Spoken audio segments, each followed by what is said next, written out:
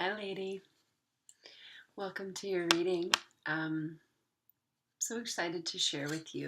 I know you said you've not had one before, so um, I hope it's a good first experience. I have just been shuffling the cards here, and what I do when I shuffle is I just like to kind of reflect on you, meditate on you essentially, and ask what needs to come through. And then I was adding a little bit of that element of some of the questions and concerns you have with relationship within the relationship that you're in. And yeah, and so shortly here I will pull some cards and we'll get going. A couple things, little disclaimers I like to give at the beginning. I usually recommend that you have a journal or a notebook or a piece of paper handy and a pen. And the nice thing is you do have a pause feature, so you can pause the video at any time and make notes. Write down what you hear, and I should say, as opposed to trying to get every word that I say correctly down. And then any impressions you get. So any memories that come up, um, smells, music, lyrics, you name it, anything that touches the senses. Um, if it's like something that comes up during the reading, make note of that. And usually what I found is what you're doing is kind of collecting pieces of the puzzle, and then you can go back and piece them together and see how they fit together. The other thing is anything, I usually say with anything that's spiritual or intangible, is to take what resonates with you and leave behind what doesn't. And resonation, and you're a musician, so you understand this, anything that strikes a chord, right? So if it falls flat, if it doesn't strike any kind of chord, then let it go. But if it stirs something in you, even if what it's stirring seems to be unpleasant or uncomfortable or negative, um, that's something that you want to note. And maybe even good to like hit the pause button and note how you're feeling. Oh, she said this and that made me feel this way. And again, those can be clues for a deeper exploration later on. What I found with tarot and any kind of spiritual guidance, outside guidance, is that spirit isn't super keen on giving up its secrets, and it is more concerned with how you journey, and how that journey looks for you, and so the person that you're becoming essentially. There's a general idea that we have, and this is a book by Carolyn Myss. If you've not heard it, her last name is spelled Myss, and she wrote a book called Sacred Contracts, and other people have also written this, but it's the idea that we come into this earth having made a contract to complete some sort of mission. And so a lot of times when we're restless, it's because our soul is remembering that contract we agreed to, and wants us to honor it. And so I know for myself, not honoring that contract, I definitely felt very restless and like I wasn't in my place. And then when I finally was like, okay, I'm in, even though the path has been incredibly difficult, it was so right with my soul that even on the days I considered giving up, that quickly like vanished, because I would think about what else I would be doing and I could come up with nothing. Even now, like I'm like, this is absolutely the right path for me because there's nothing in the world I'd rather be doing. So that's enough for that. I'm going to cut the deck. We are using the Wildwood Tarot. This is a deck I have several decks, but this is a deck I've been pretty immersed in for the last 4 or 5 months. And it is considered a pagan deck. It's earth-based spirituality. So you're going to find a lot of that happening in the cards. It's mostly a lot of nature pieces. but it's connected to, like, say, shamanism and things like that. And um, it's based on the year of the wheel, if you're familiar with that. If not, it's basically the pagan understanding of the seasons changing. And it's fascinating to me because so many religions, including paganism, they all are so overlapping in how they understand and how they celebrate um, the changes. And we can go into that later. I really want to get to your reading. Okay.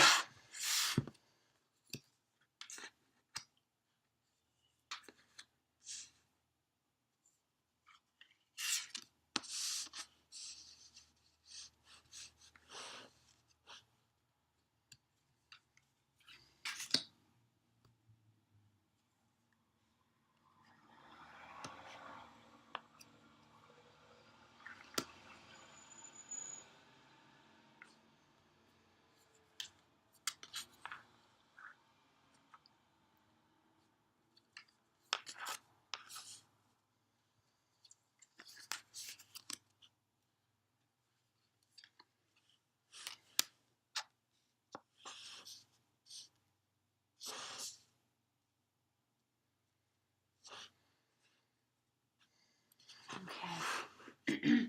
So I've laid these using the Celtic cross spread. I'm going to show you what that looks like. Feel free to hit pause so that you can gaze at these lovely cards. So the middle of the cross, which is the string of 3 cards that are parallel to me, those represent you. And the middle one is you at present. The one to the left of that is your recent past. And then the near future is to the right. And the thing about the near future, it's not always that it's like something that is a definite. Okay, so I don't work in the world of predicting futures. I really don't like that. And I don't feel that tarot is a good tool for that. But it is a good idea of what may happen. And a lot of times it's all dependent on your choice, right? We don't, I'm burning some Palo Santo wood.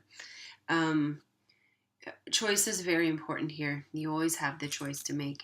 You have that. I forget the word I'm looking for.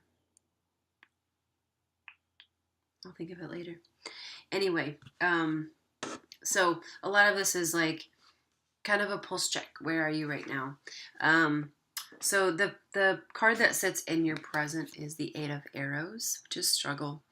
A very impacting card, very powerful. There is very much, you can feel it even here in that feeling of struggle, like being knee deep in ice and snow, the wind blowing on you, not having gloves on, only this little lamp to light the way, and then it feels like arrows just falling everywhere around you.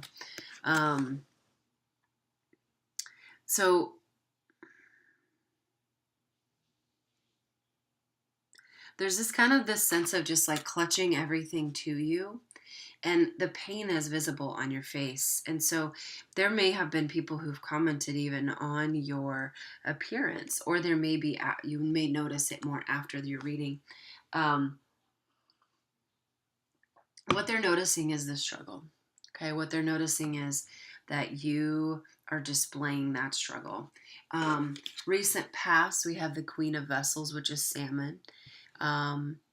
Not quite surprising to me that your current is struggle, when the whole thing about salmon is like that struggle that they have to swim upstream. And the thing about vessels is they represent emotions. They translate in the traditional tarot, to cups, which has a lot to do with emotions and things that go on below the surface. The thing about the Queen of Vessels, to me, Queen is usually kind of the higher feminine character in that suit, and there's almost this sense of like the higher feminine character here with the vessels, with the emotions and the things going on at the surface, that in order to get there you have to swim upstream. So it's or that being there, even being the queen, feels like you're constantly going upstream, like going against the flow. And I'm wondering if that feeling of just kind of going against the grain, is really causing you to have this greater sense of struggle, um, that it's deepening and worsening almost, to the tune that in the near future you're kind of this like waif of a feminine character now, the Six of Stones, exploitation, no longer strong feminine character, like the Queen. You are, um, essentially grounded. And the thing about stones is they actually correlate with like the material world and the earth. And so there's kind of this sense of like moving from the vessels, the emotion, to arrows, which is like, um, those are still things that fly through the air. So still a little bit more freedom, but then stones and just like being fully grounded.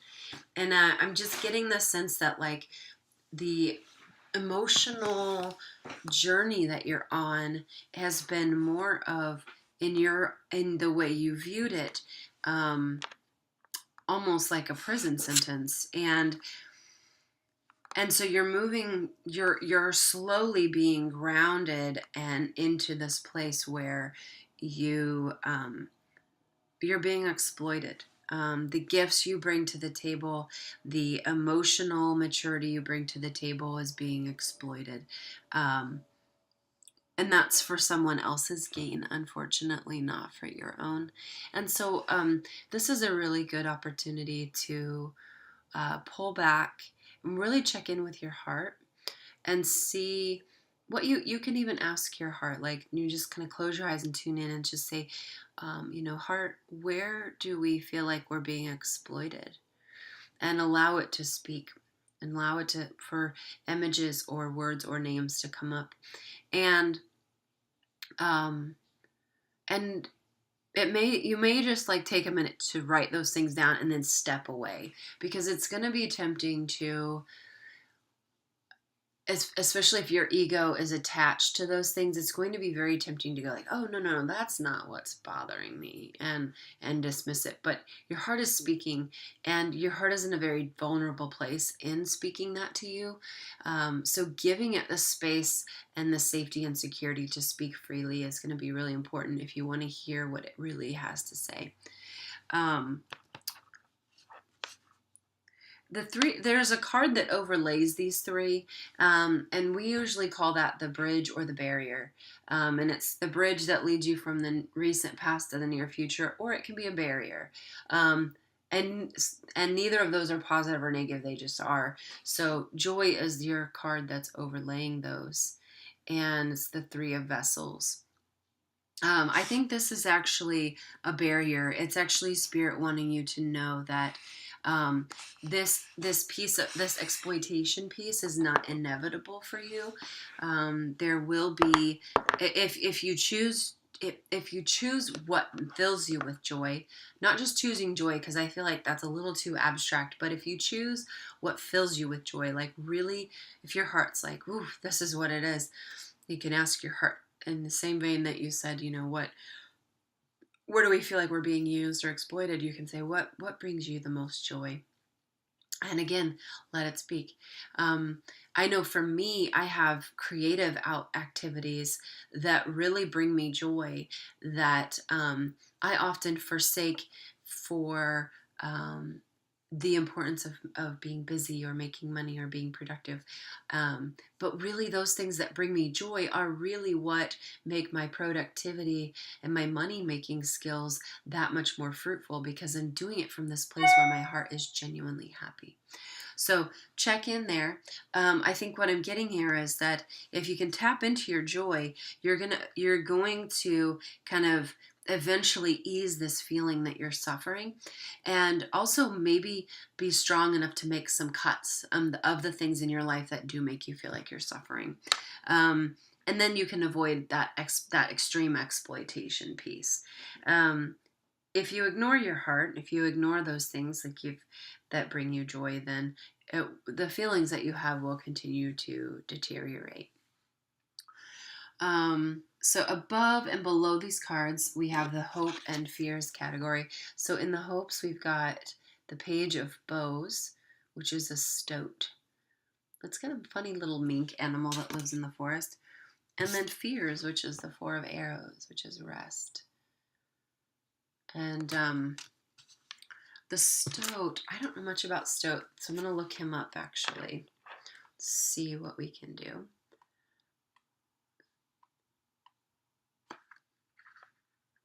Now, I always invite my folks to feel free to do more exploring with these cards. Now, what I'm looking at is kind of a bigger picture, like how they all play together.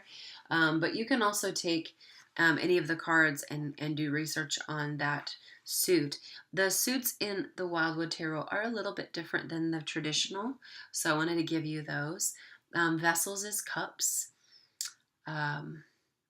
Arrows corresponds to swords.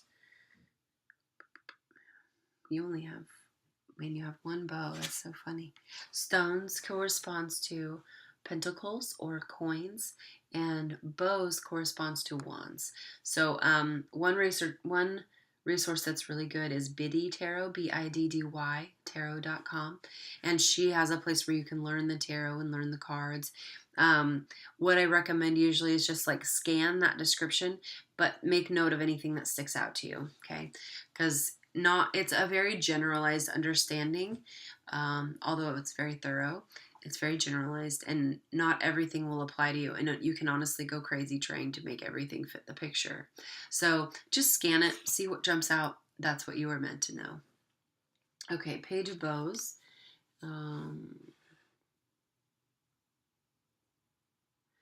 Okay. Often you are seen as an emissary, and as such, your gifts are widely recognized and honored. Your ability to perceive the truth in almost any matter is vastly helpful, and your freedom of spirit makes you out as an original and unique personality. And so I would say all of these things, being that they're in the hope category, these are things you really deeply hope for. That your gifts will be widely recognized and honored, that you will be seen as an emissary, whatever that means. And an emissary meaning someone who goes between. So that could be whether or not that's someone who goes between like the spiritual world and the earthly world, or is a go between family members, or at work. You could be in a role where you are an emissary from your company to a networking opportunity or some like offsite location, something like that. And then it says your ability to perceive the truth in almost any matter is vastly helpful, and your freedom of spirit marks you out as an original and unique personality. Okay. In the fears, we have the Four of Arrows, which I think is interesting, this card, because it looks like he's been forced to rest, right? It doesn't look like he like openly took that opportunity, and feels like the arrows are pinning him down. But then we have this beautiful butterfly. And so it's this reminder that if we're going to if we want to transform, we have to take that space of rest, even if it feels like forced rest, to become what we need to be. I think the reason that it's in your fears category is that you're afraid of that stopping space. You're afraid that the transformation you long for won't come around. You're afraid that maybe you're not as beautiful as other people's butterflies are becoming. And it's okay to let go of those fears. It's okay to reassure yourself, to love yourself and bolster yourself up. You don't have to wait for anything outside of you to give that to you. Okay? And then if you are being called into a space of rest, just try to embrace it. Try not to resist it, because the end result will be beautiful transformation. Okay? If I can give that to you, will that help you? Will that help you be able to let go of the fear of the unknown and give yourself time and space to incubate? Okay.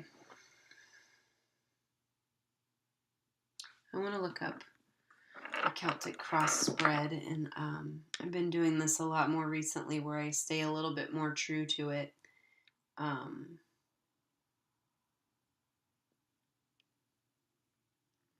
Let's see what happens here.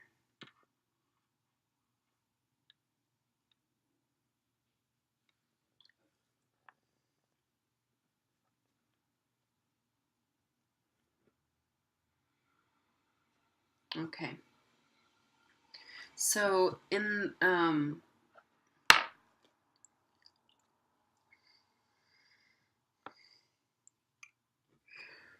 your approach to all of this thus far has been happiness.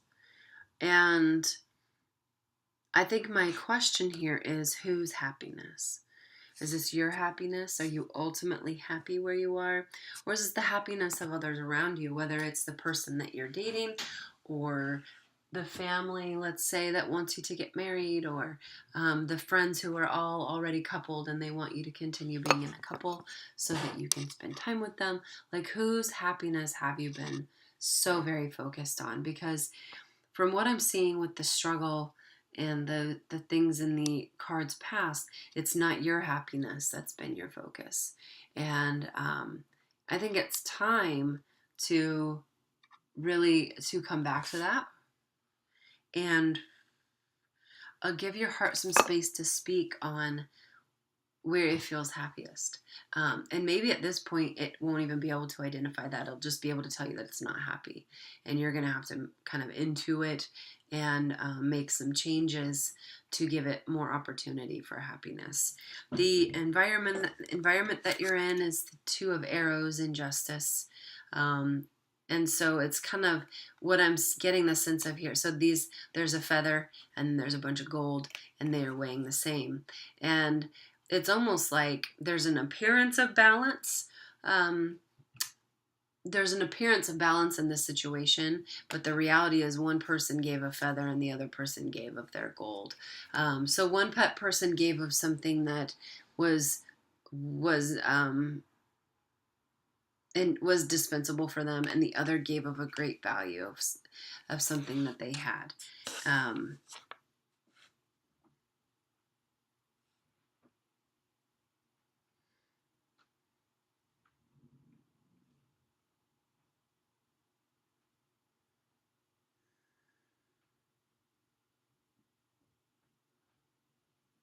okay.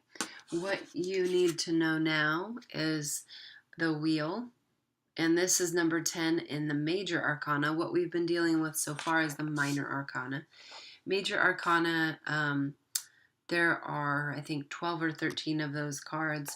They tend to be very powerful, very potent messages, whereas the minor arcana, they still have very good messages, but they're just not as, they don't have as much of a punch or lasting effect, where the major arcanas can have a much more lasting effect.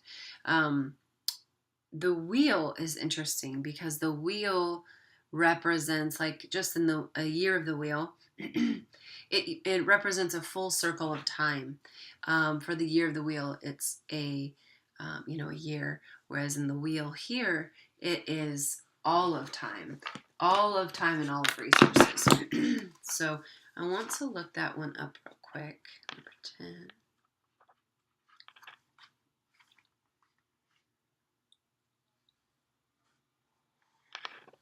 So the wheel is placed at the autumn equinox, September 21st, with the element of water and the sunset.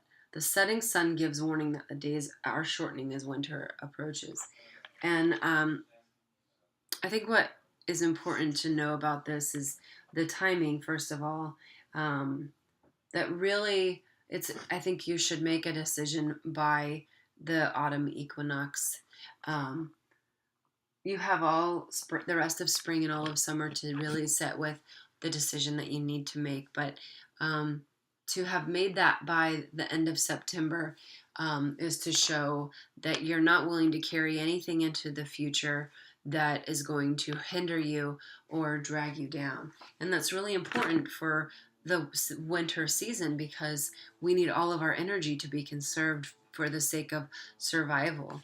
And if your energy is being pulled at multiple directions and you're not able to bring that back in and just say, I need only at this moment to focus on me, my healing, and my journey,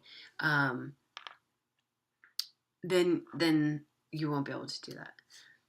Sorry, I just kind of got on a roll and I lost, like, I was talking, but I lost, like, the train of thought behind that. So over the next few months, take time, if you don't have a meditation practice, I highly recommend one. You can start one with just 5 minutes in the morning. I like to set my timer. I do 10 minutes. And that's a good space to be quiet, to focus on, to let your breath be the focus of your attention so that the rest of you can tune in and see what needs to be done, what decisions need to be made. Okay. In the resolution position, we have the stag. Very interesting character. He is in the major arcana as well. He's number 8. I think what's interesting is having a card called the stag when you've had a question about a relationship. And typically the language we use when we say we're going, like say we're going to a dance solo, we're going stag, right? You're going alone. And so it's almost, there's a sense that like an end is coming, but again, it is your choice. I want to read a little bit about the stag to you.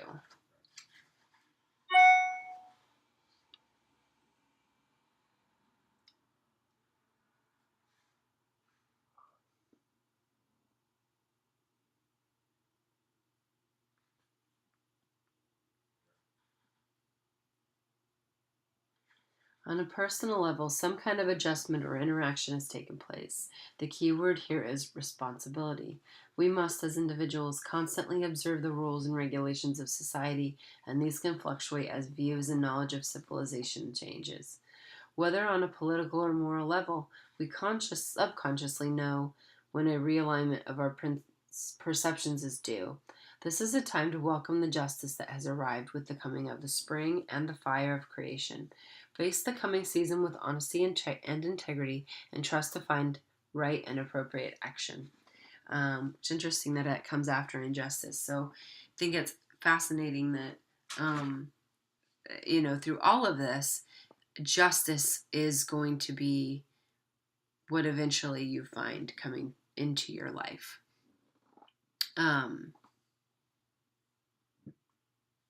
Okay, yeah, we could draw one more card here.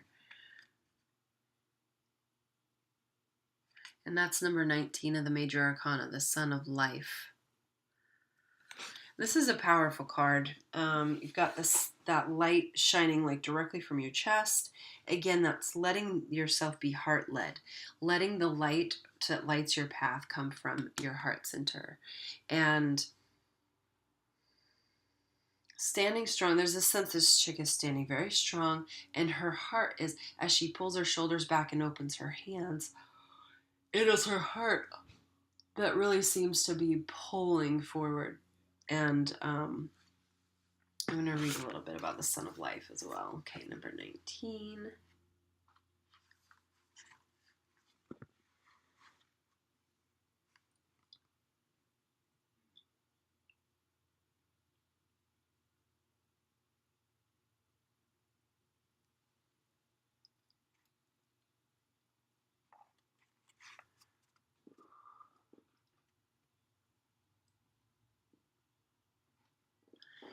Powerful symbol of light and fertility, the Sun of Life heralds a season blessed with joyous enlightenment, robust health, and emotional harmony. As the glorious rays of cleansing sunlight spill into the shadows of your heart and life, so the warmth reaches into your very bones and energizes your spirit. It's time to let the inner sun at the core of your being shine for all to see, bringing warmth, light, and harmony to others, and by doing so to connect with the consciousness of the universal mind. The Sun of Life also beckons you to see beyond the noise and clatter of human reality and become aware of the vastness and generosity of the cosmic soul. So, a very positive card, honestly, even after all of this. I like that it says it heralds a season blessed with joyous enlightenment. And I think that's really, if you can take these things into consideration, again, it's wonderful. You can go back and replay, see what you missed. If you can take some of these commands into consideration, you're gonna wind up back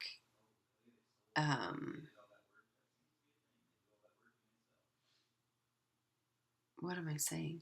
You're you're going to I almost said you're going to wind up back in the States, and I'm like, are you traveling abroad? I don't remember seeing that, but anyway, you can give these things consideration. You can avoid the extreme of the suffering, and you can really begin to tap into the powerfulness that you have within you, and then begin to radiate that out. And it seems like this has a bit to do with your I think career is definitely on the table there. Um, but perhaps it's the relationship too. It's all interpersonal relationship, so that's where it can get tricky. Is um, I could say it's about your romantic relationship with Luke, or I could go into and be like, well, this must be a job situation. The truth is, I don't know. I wasn't given that information. Um, but if you want to, um, what was I saying?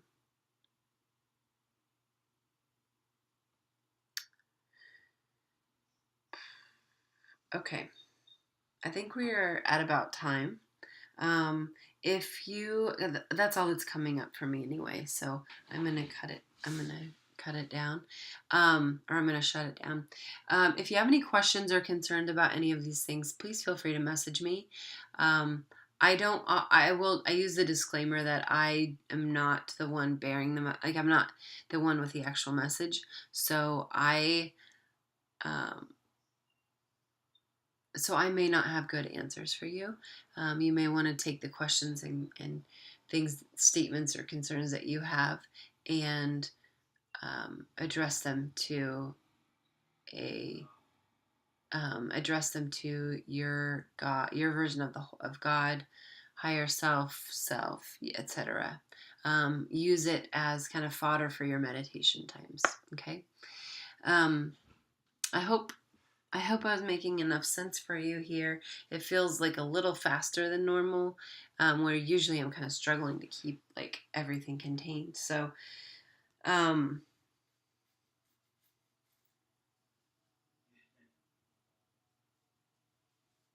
yeah, many blessings to you, friend, and hopefully we'll talk soon.